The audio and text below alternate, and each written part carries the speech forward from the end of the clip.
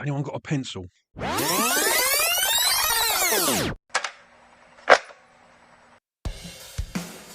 Hello and welcome to the Mixtape podcast. My name's Mark and I am your host. Thank you so much for tuning in for this week's episode. Every week on the show, I ask my guests to make up an imaginary mixtape and pick 6 tracks for it. I've had some incredible chats.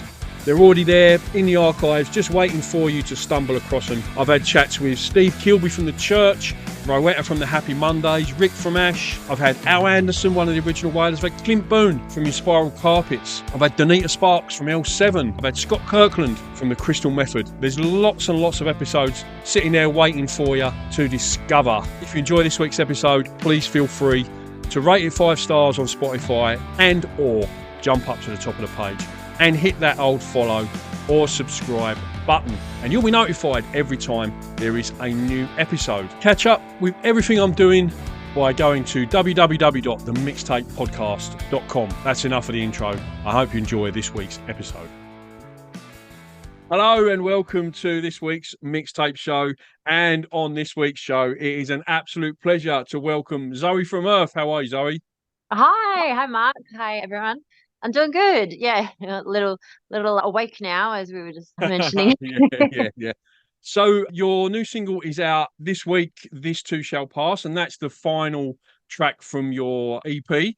Just talk us through like the tracks on the EP and, tell us a little bit about each track and sort of, the way you've been releasing and, your inspirations. Yeah, sure thing. It's been recording and releasing has felt like quite a journey for me from the point of writing the songs to releasing them. It was around 2017 that I was in the process of like starting a new solo EP. I did one track back then, put that out, and I realized I was kind of a little bit burnt out from the music industry. I'd been working in the music industry, and at that point, like, I just needed to change direction, and I ended up, instead of making the EP that track was on, I just like went, I need to go out on the road, and I sort of did the troubadour thing for a bit, and these songs came out over that journey, and I kind of just really was like waiting and testing and like feeling what songs people were responding to out on the road.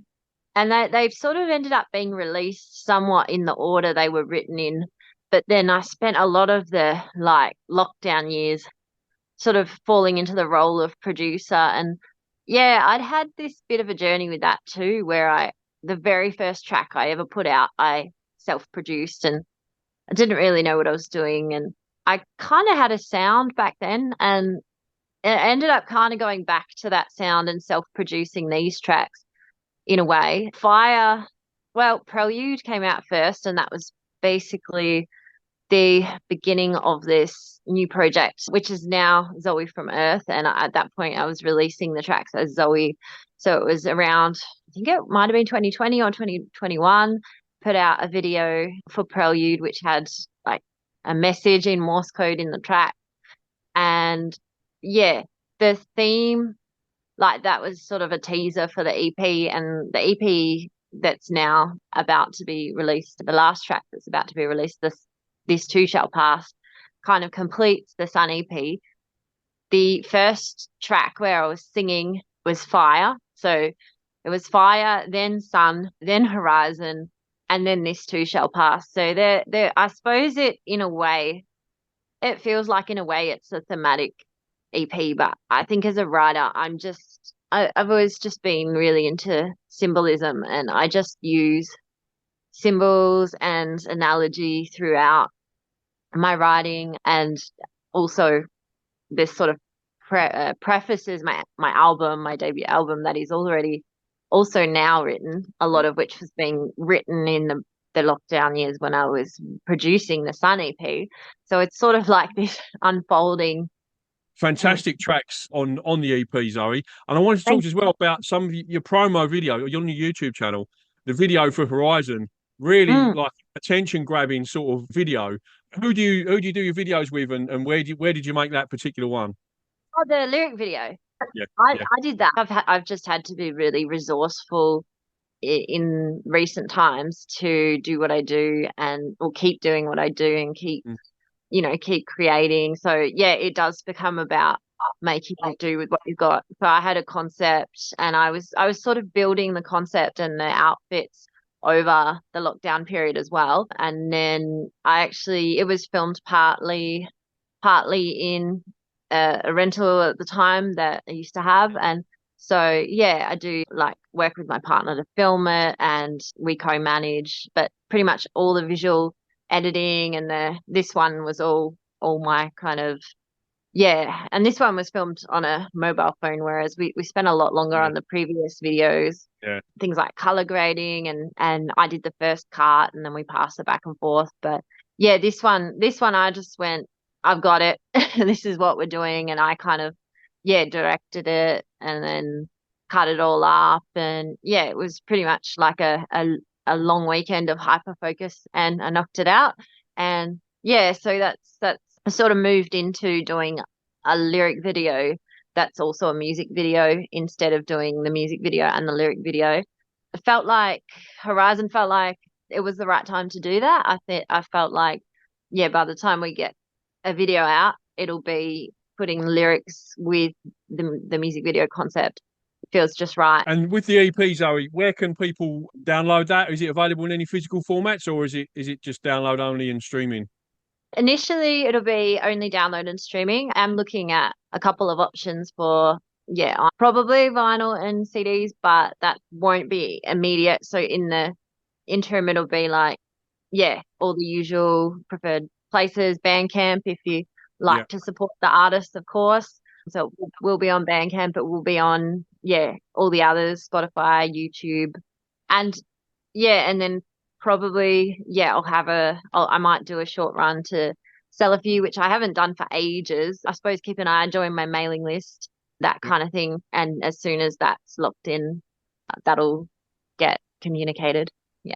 Okay. So if you're listening on the podcast or the YouTube channel, then what I'll do is I'll put a link to Zoe's Bandcamp and Instagram and all those other good places where you can connect with her. But if you're listening on the radio, where can people connect with you? Or just on Instagram, is it, Zoe? What's your Instagram? Yeah, everything is at Zoe From Earth or Zoe From Earth on Facebook. Probably the best thing to do is zoefromearth.com. Just jump on there and join the mailing list. And I'm pretty regular with mail outs these days. And yeah, especially when it comes to physical, there's a few people on the mailing list waiting for news on physical because it's been so long since I've done anything physically. Yeah. Okay, cool, awesome. So let's drop into your mixtape choices, Zoe, which you very kindly sent to me earlier this week, which I was buzzing as soon as I saw them. Because Oh, not only are they great tracks, but they're ones I'm really familiar with. yeah. And they were Um, great questions. The questions really excited me too. I was like, oh, I've been all about great questions lately. So I just thought that's brilliant. I get a lot. I get a lot of good feedback on the format, so yeah, it's good to know. Thanks very much. Okay, Yeah, so Zoe, whenever I make up a mixtape or a playlist, or even when I start my radio show, I always kick it off with a track one attention grabber. So, what did you pick for your track one attention grabber? so I picked Muse, Plug In Baby. It just popped into my head, and I just love this track. I love Muse. Yeah, I probably couldn't list all the influences that have gone into my, the writer in me and the production choices, particularly, and I think particularly the Sun EP. It was one where one of the less conscious influences was Muse, and I Mm, kind of listened back to the EP afterwards and went, I reckon that sounds, yeah, you can kind of hear it, but yeah, there was some more conscious choices when I was like conscious influences, and that one came in. But I really, yeah, particularly through high school, I like loved Muse, and kind of I got to that album after, so I think maybe just with the timing of like what was coming out when I was going through high school, I was like singing in the band at high school, singing some of their stuff that had just been released, and then I came back to that album. And yeah, I'm just something about like with me, there's just something about melody when like a particular melody hits like that does. I just think it's like, you know, it's like a euphoria that's like it's like nothing else, I think. And that song was that for me. So Yeah, no, it's a fantastic track, and the riff, the intro riff, and everything about that song, I absolutely love it. It was one of when I started running on the Yeah, treadmill many years ago. That was one of my very first like. That's on my running playlist, like straight away. right Yeah, song. Yeah, I'm it's a great song for running to. gonna And try like I said to you in the email exchange that we had, I'm lucky enough to see them on that tour, on the Origin of Symmetry tour. Have that. you ever seen them? Have you ever seen them live? I believe that I have once. It may have been from a distance. I feel like they were at a big day out. I possibly was I was possibly, although what may have happened was I was like getting dragged around with a group of people and I wasn't as close to the stage as I wanted to be. So Yeah. that's why, yeah. But no, I think actually, yeah, getting to a gig and getting right amongst it is still on my list. Yeah, no, that was a good one. I remember that gig. It was at Brixton Academy in London, and yeah, it was. They finished with Bliss, which is also from that album, which is Mm. one of my favourite tracks on that album as well. And as they finished, no one noticed it in the room because you don't look up ever, do you? But there was like thousands of purple balloons held up Well, by like a net. And as they did the oh, encore, epic. they let the balloons down. It was amazing. It looked so good. Oh, epic. Showbiz was the very first burnt CD that I got given. Um, Oh, was Showbiz back in the day. It was 99, 2000 when that came out. Yeah, I've been like, away and done some traveling, and I've been away for like, a year or 18 months. And I came back, and all of a sudden, everybody was burning CDs. So I was in Africa. So, there's no internet or, yeah, nothing like that. So it was just, I just came back, and all of a sudden, there's all these burnt CDs. And that my brother gave me Showbiz. He went, listen to this, you'll love it. And yeah, like, and that was it. I was sucked in straight away. Okay, track two, Zoe, is a song you sing when you're on your own, loud and proud in the car or the shower. What did you pick for that, mate? well, I had to pick in the end. I had to pick Cyndi Lauper. Girls just want to have fun.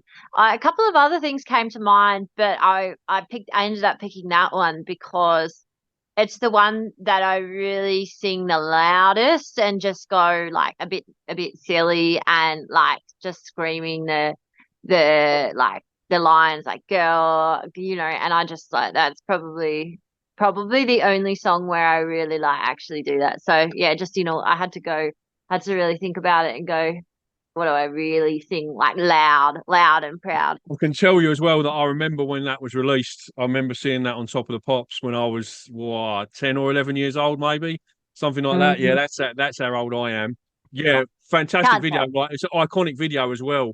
I Yeah. think for that track. Yeah, amazing choice. Oh yeah. Superb. Track three, Zoe, is a cover version. What did you pick for that? A cover version. Well, I knew that I was going to end up picking something that like I was like not everyone knows it's a cover, and I was like, oh, what do I pick? So I actually was like looked up. I was like, oh, songs that are covers to actually just give Mm, myself a like almost like there's just so many great songs that are yeah, covers. And then just as soon as I looked at the list, I was like, oh, Jeff Buckley, Hallelujah. And I've covered this song, and it's probably one of like the songs that I've enjoyed covering the most. And it's just such a really beautiful song, such a long song. And as a writer of long songs, I do love that what this song proves is that like there's no such thing as too many verses mm, in a yeah, beautiful ballad like this. Yeah. yeah, yeah. I think, as I mentioned to you before, I'm the world's biggest Jeff Buckley fan, and yeah, I've got all of his vinyl, CDs. I'm trying to track down Grace on cassette still. That one's eluding me a little bit. It's quite hard to get Mm. that one. But yeah, I just, I got into Jeff Buckley through a friend of mine who, I used to work with years and years ago, and we just got chatting about music when we first met, and he said, "I've heard of Jeff Buckley." Mm. That was an absolute game changer, an absolute game changer.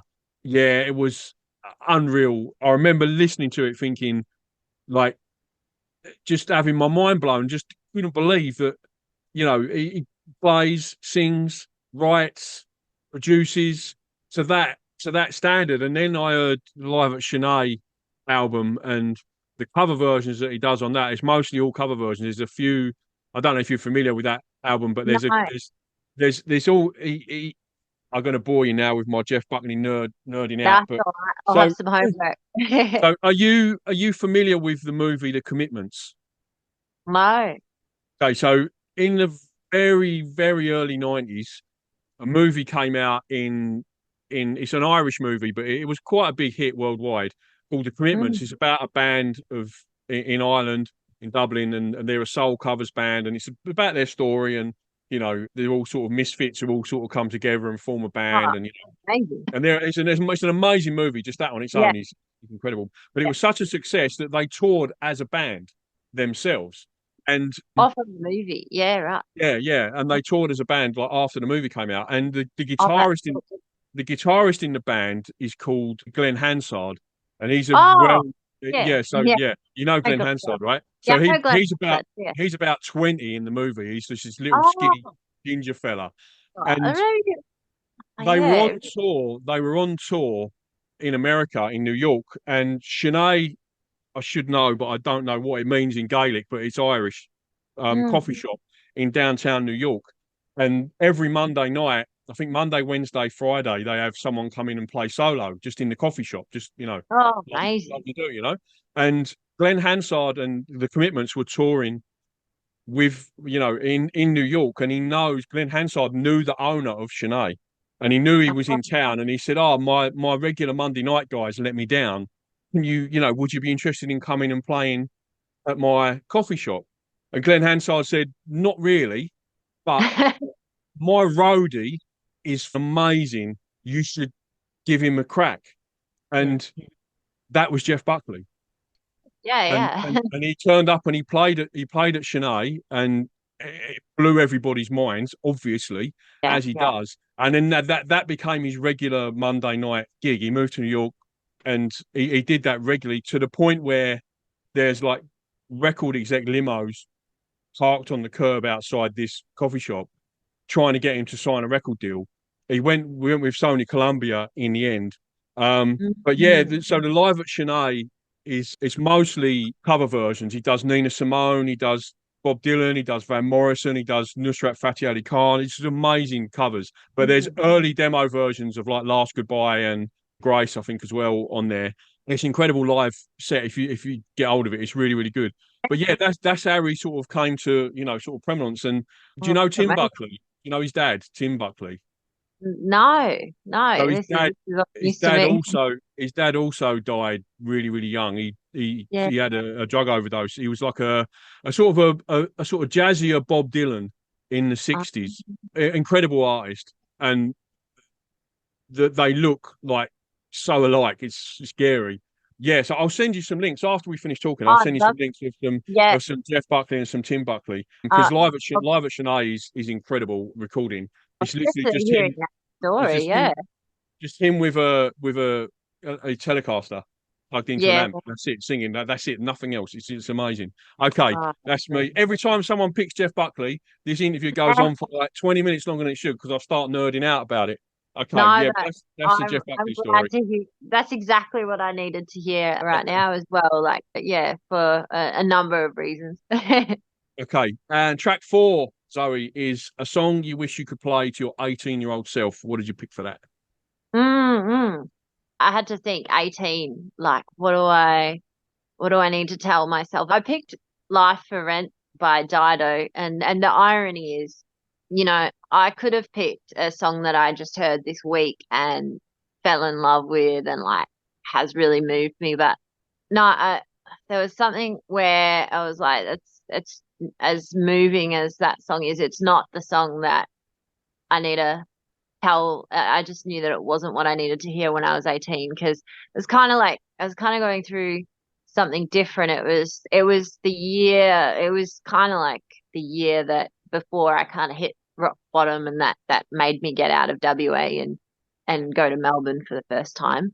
But it was a song that my dad would have been thrashed. In fact, he was, and I just wasn't really into or getting it back then.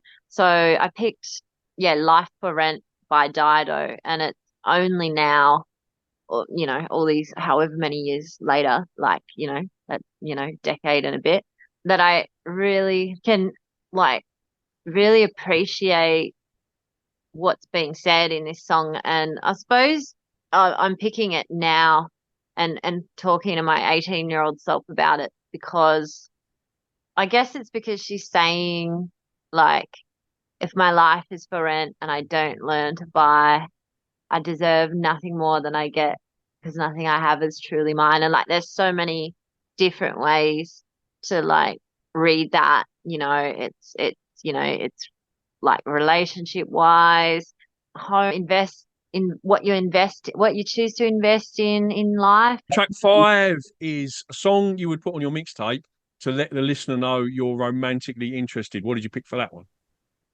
Yeah, this is one of the newest to me. This is the newest to me song on the list.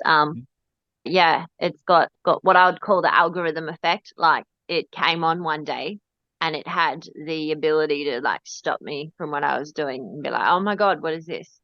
Find out, save it.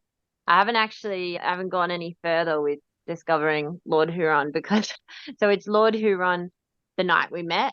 And yeah, it's just a really beautiful song and it takes you somewhere.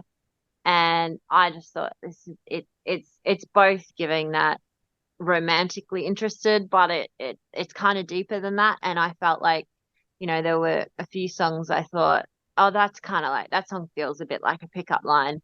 And I felt like I kind of ended up feeling like this was the song to pick because yeah, it's a little bit deeper than that. And Mm. it's really yeah, and the first line of the song I think is just really beautiful. Well, the first two lines, it was the poetry in that. It's like, I'm not the only traveler who has not repaid his debt. And I guess I just relate to that Mm. too, being as I was talking about with the last song, sort of being just someone who travels through life a little bit. I just identify with that, and so I would choose this song to let someone know that I'm thinking about that night. There's no greater feeling for me, I don't think, when you hear a song and you feel like it was written for you, about you, like the Mm, songwriter knows you. Like it's such a fantastic songwriting knack.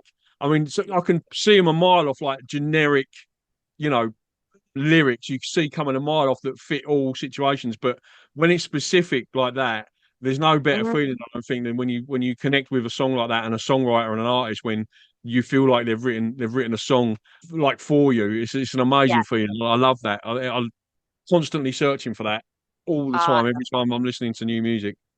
yeah.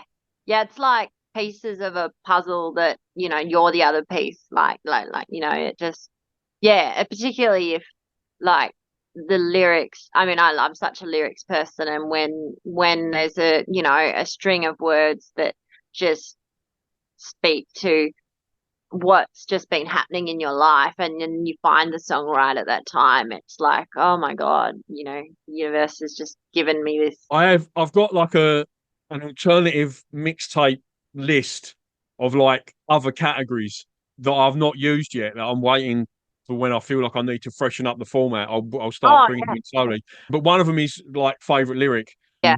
Yeah, and that's like what song's got your favorite lyric. And yeah, so I'm Mm, just waiting. I'm on, like, this is like episode 55, I think. So I'll maybe get to 100, and then I'll go, right, okay, we yeah. need we need a bit of a freshen up, and I'll start dripping the new tracks in.